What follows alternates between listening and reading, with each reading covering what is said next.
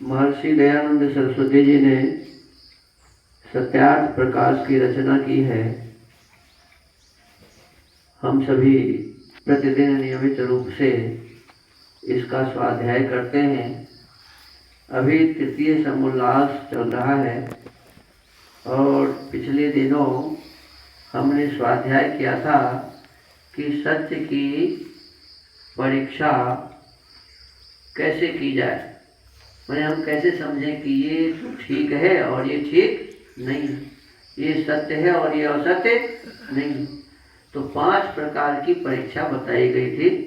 पहली परीक्षा परमात्मा के, ईश्वर के गुण कर्म स्वभाव के अनुसार हो और वेदानुकूल हो तो हम समझेंगे कि ये सत्य है, और इससे विपरीत हो, विरुद्ध हो तो हम समझेंगे कि असत्य है।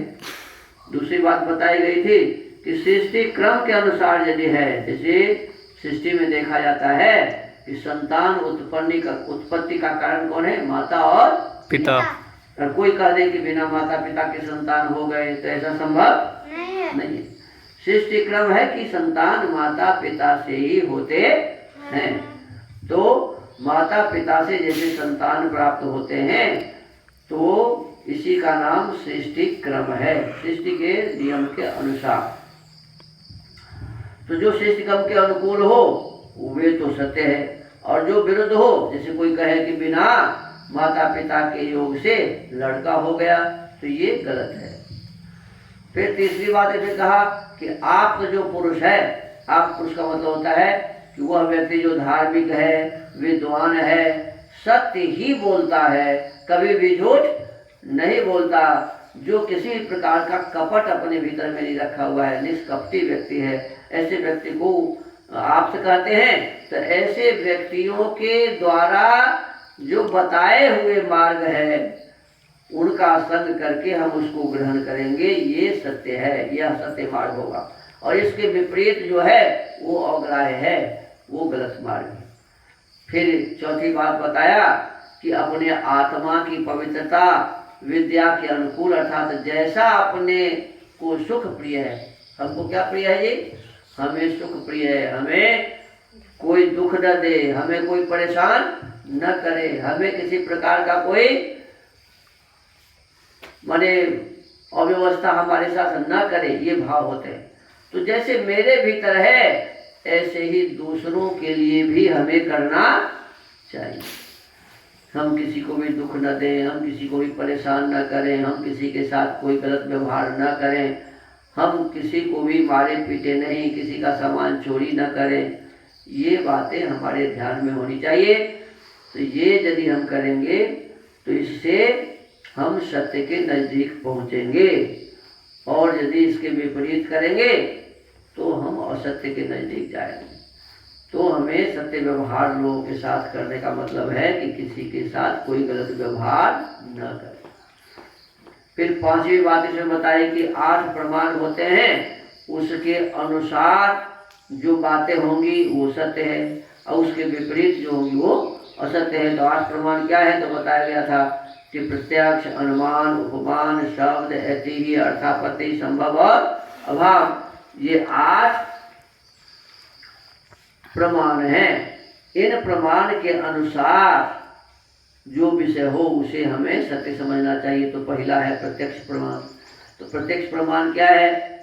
तो इसमें प्रत्यक्ष का लक्षण लिखा न्याय दर्शन से, न्याय दर्शन के अध्याय 1 आहनिक 1 सूत्र 4। इसमें लिखा है इंद्रियार्थ सन्निकर्षोत्पन्नम ज्ञानम अव्यपदेश्य मव्यभिचारी व्यवसायात्मकम प्रत्यक्षम। जो श्रोत्र, त्वचा, चक्षु, जिह्वा और घ्राण, घ्राण माने नासिका, तो घ्राण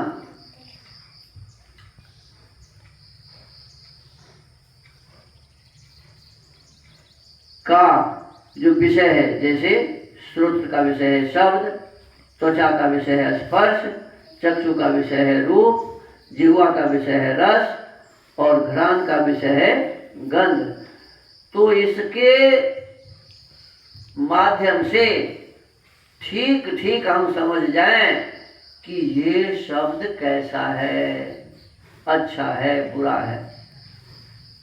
फिर त्वचा से किसी चीज को छू के हमें पता चल जाएगा कि नहीं कि ये कड़ा है, ये नरम है, ये गर्म है, ये ठंडा है, पता चल जाएगा कि नहीं चलेगा।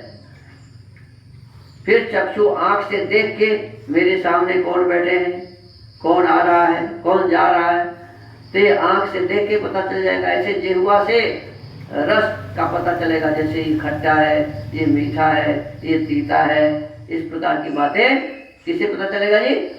जिह्वा से। और फिर घ्राण नासिका से ये सुगंध है और ये दुर्गंध है। तो इस प्रकार से जो इन इंद्रियों के द्वारा जो प्रत्यक्ष शब्द, स्पर्श, रूप, रस और गंध का पता चलता है, इसको कहते हैं प्रत्यक्ष प्रमाण। इसको क्या कहते हैं जी? प्रत्यक्ष प्रमाण। आंख के द्वारा, कान के द्वारा, नाक के द्वारा, त्वचा के द्वारा, जिह्वा के द्वारा। तो इस प्रकार से हमें पांचों ज्ञानेंद्रियों के द्वारा जो रूप, रस, गंध, शब्द, स्पर्श का पता चलता है, इसको कहते हैं प्रत्यक्ष प्रमाण। क्या कहते हैं? प्रत्यक्ष प्रमाण। अब इसी को व्याख्या करते हैं, आगे कहते हैं कि अव्यवहित अर्थात आवरण रहित संबंध, माने किसी प्रकार का कोई शंका जिसमें नहीं रहती है, वह है प्रत्यक्ष प्रमाण। इंद्रियों के साथ मन का, देखो हमारी जो आँख, कान, नाक है ना, ये इंद्रियां है, इसके साथ मन जुड़ा रहता है, तो मन का संबंध है। और फिर मन के साथ आत्मा जुड़ा रहता है, मन के साथ आत्मा जुड़ा रहता है। तो इंद्रियों के साथ मन और मन के साथ आत्मा के संयोग से ज्ञान उत्पन्न होता है, उसको प्रत्यक्ष कहते हैं। सीधा सीधा समझ लो, प्रत्यक्ष किसे कहते हैं जी?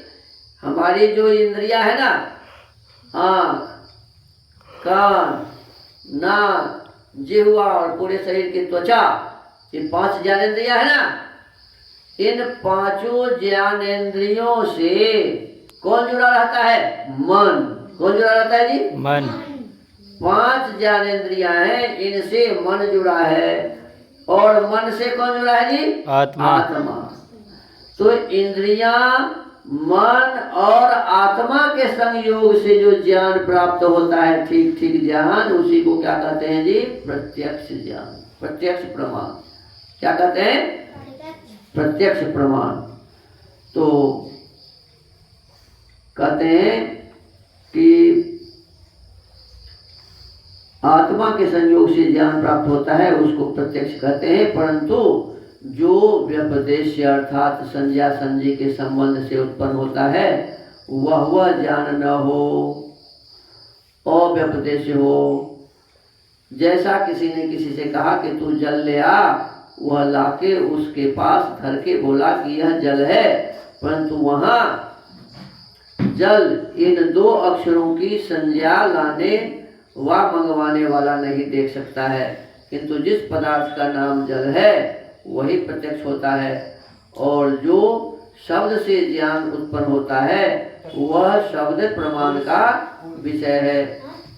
अव्यभिचारी जैसे किसी ने रात्रि में खंभे को देख के पुरुष का निश्चय कर लिया, जब दिन में उसको देखा तो रात्रि का पुरुष ज्ञान नष्ट होकर अस्तंभ ज्ञान रहा। ऐसे विनाशी ज्ञान का नाम व्यभिचारी है।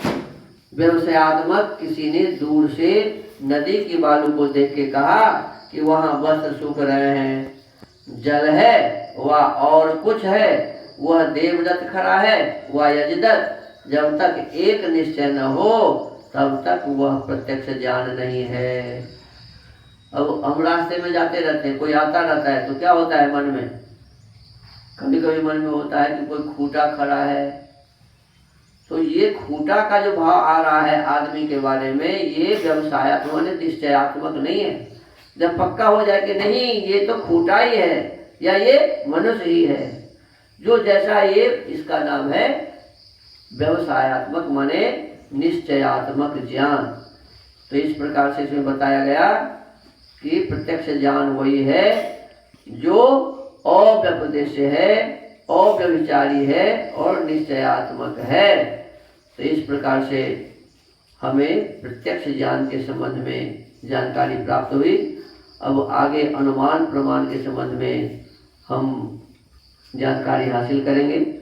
तो आज के स्वाध्याय के क्रम को यही विराम देते हैं। ओम।